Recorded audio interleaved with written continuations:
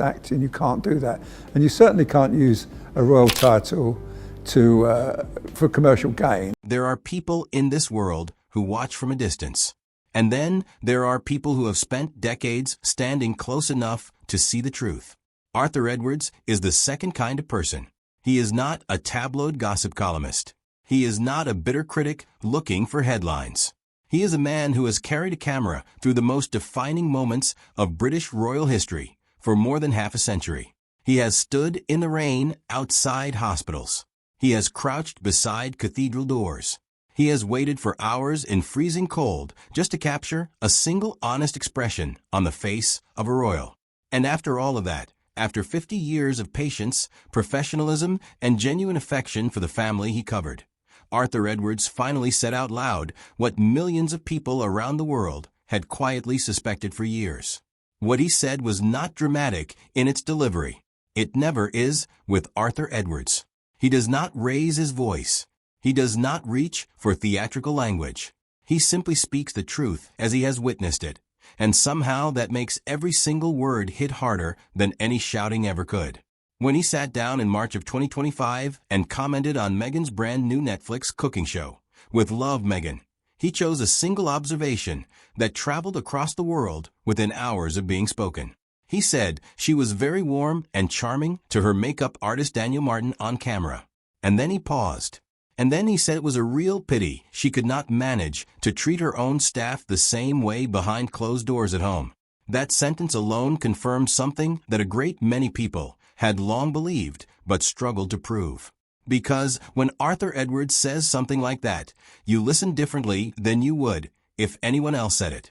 This is a man who gave Meghan Markle every possible benefit of a doubt when she first appeared on the royal scene. This is a man who defended her publicly, praised her openly, and told American television that she was going to be one of the greatest royal figures of her generation. When that same man looks into a camera and says the kindness you see on screen is a performance, that means something real. That means something that no amount of polished public relations can easily undo. To truly understand the weight of what Arthur Edwards has now confirmed, you have to go back to the beginning.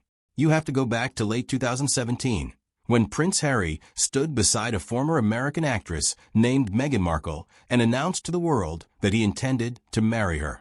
Britain held its breath. The royal press corps, many of whom had spent their careers covering a family rooted in tradition and protocol, prepared themselves for something genuinely new.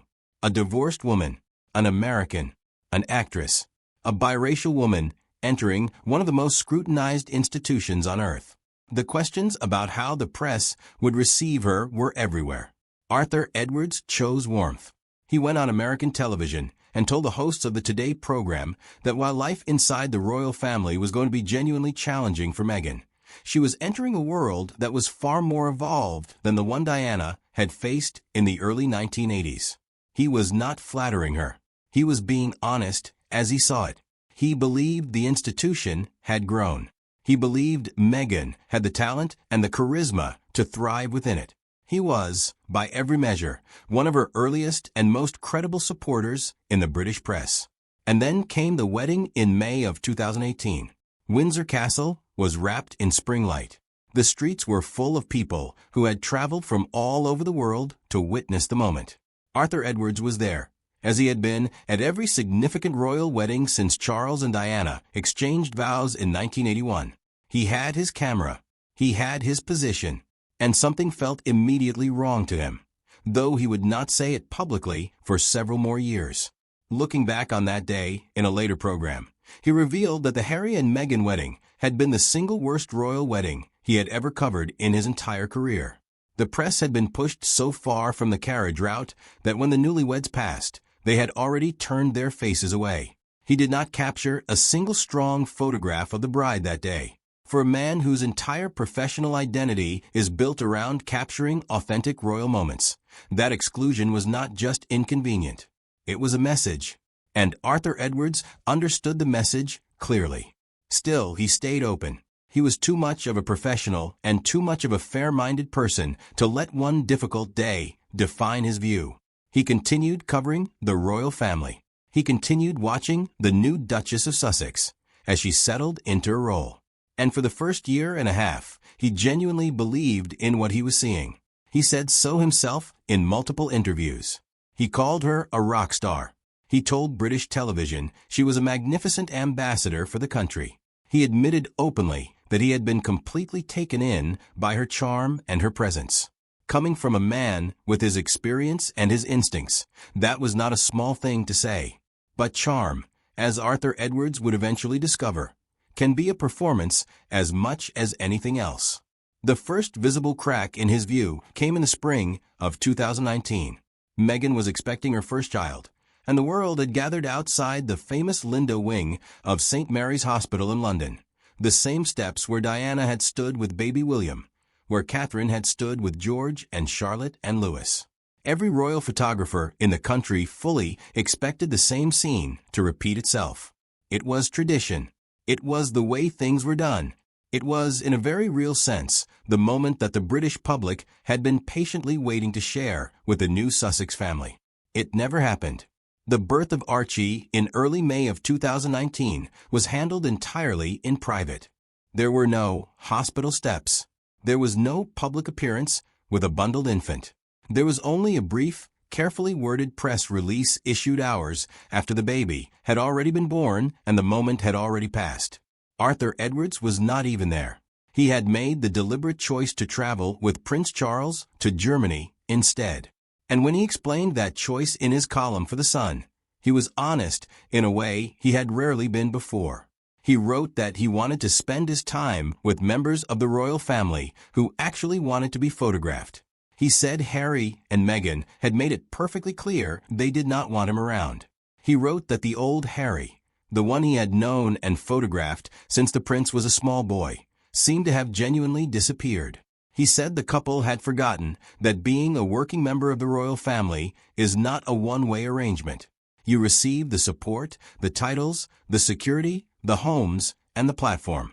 In return, you show up. You share the moments.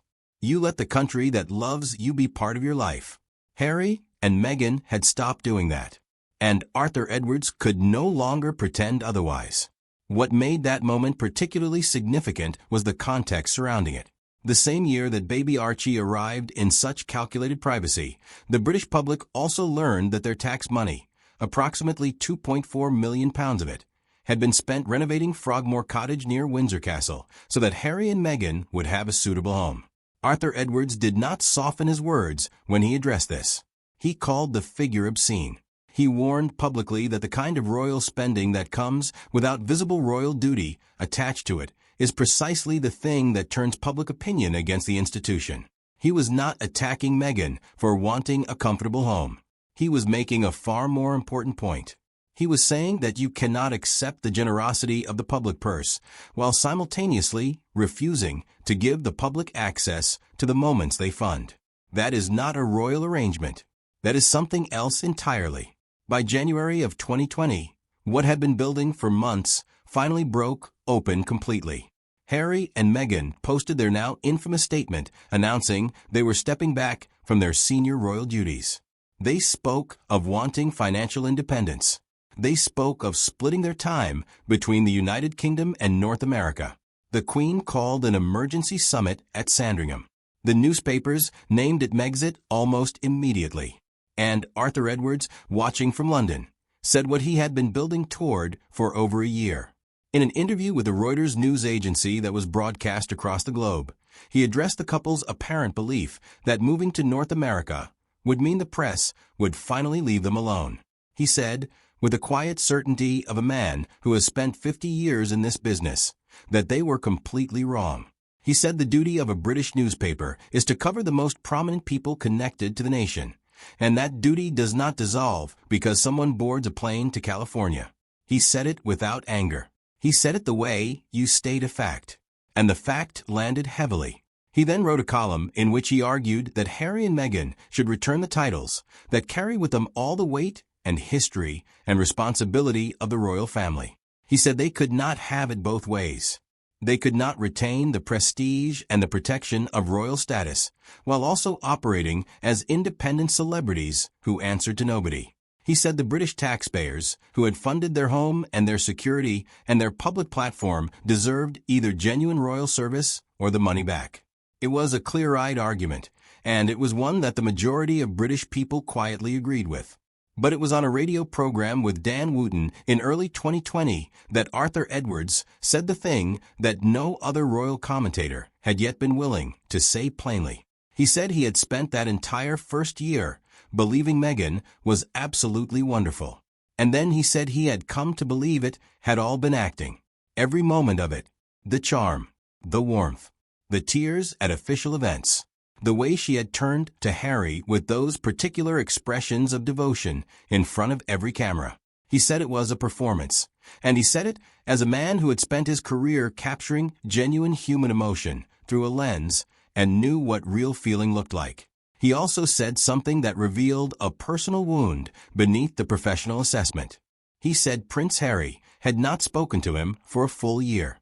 Arthur Edwards had photographed that prince from the day he was born in September of 1984. He had watched him grow from a baby into a boy, into a grief-stricken teenager, into a young soldier, into a man. And now Harry would not speak to him.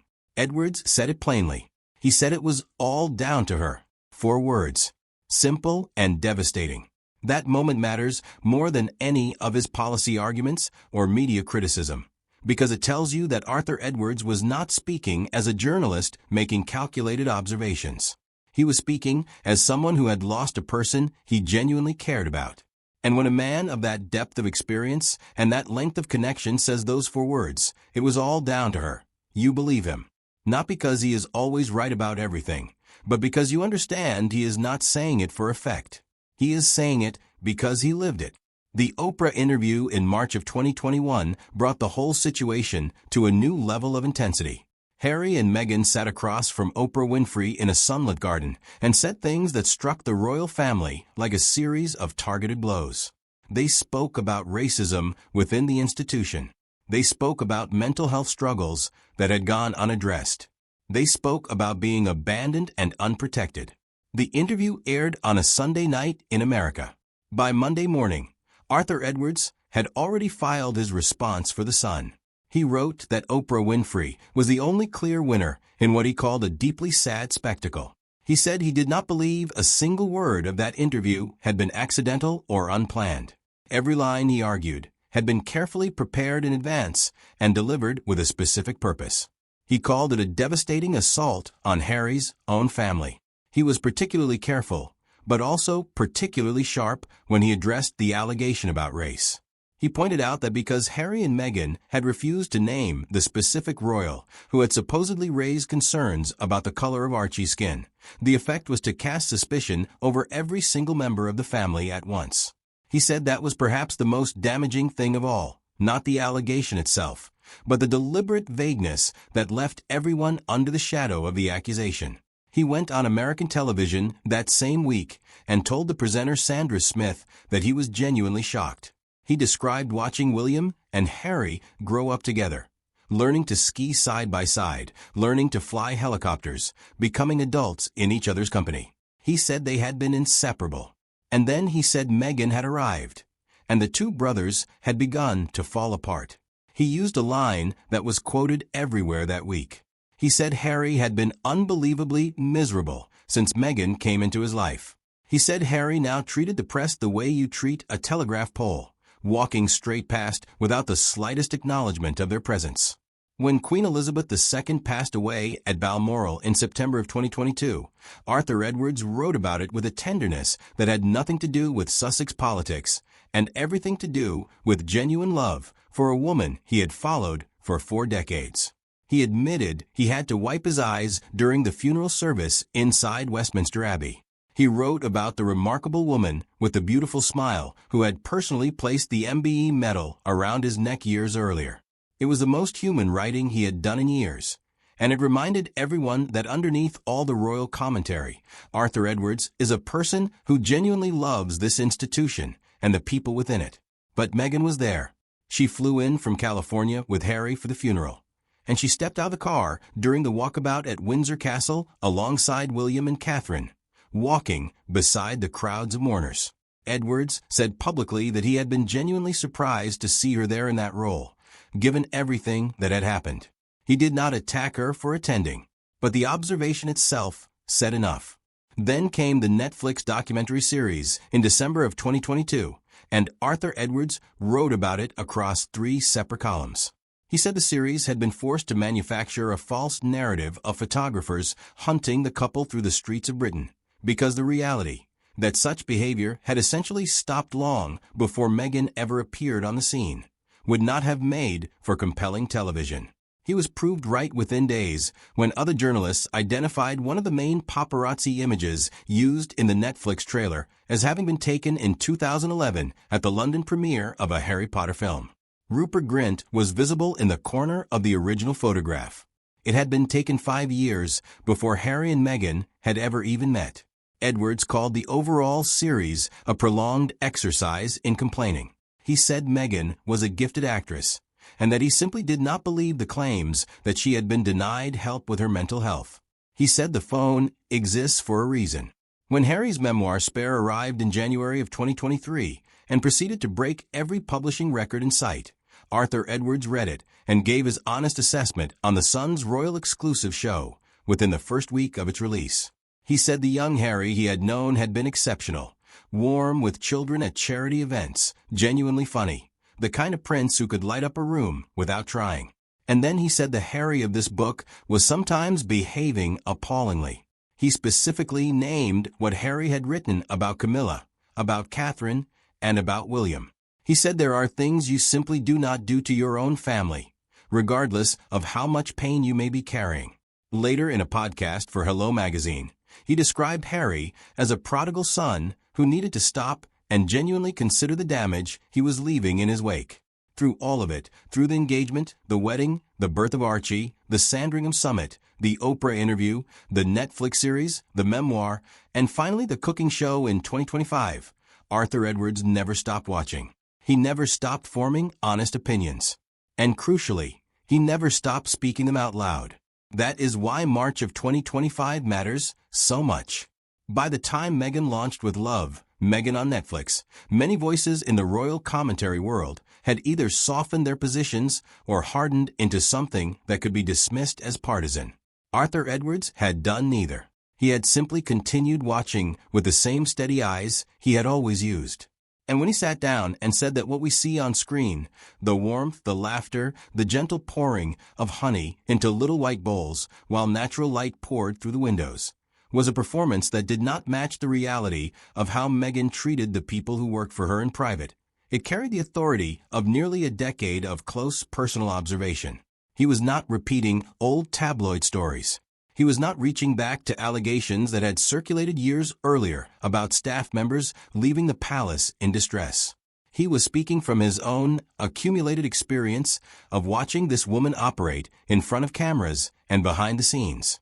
And his conclusion, delivered quietly, without drama, with only the weight of 50 years of royal photography behind it, was that the person you see on the screen and the person who exists behind closed doors are not the same person. That is what millions of people have suspected. And Arthur Edwards, the man who stood outside the carriage route on her wedding day, who photographed her at the Queen's funeral, who watched her smile and recorded her silences, has now confirmed it in the only language that truly matters, the language of a witness who was actually there. Some things can be managed with good public relations. Some narratives can be shaped with the right television lighting and the right kitchen set, and the right makeup artist laughing at exactly the right moments. But 50 years of professional observation cannot be managed. A man who has spent his entire adult life studying the difference between a genuine royal moment and a constructed one cannot be fooled indefinitely. Arthur Edwards saw through it. He said so. And the royal world is still absorbing exactly what that means.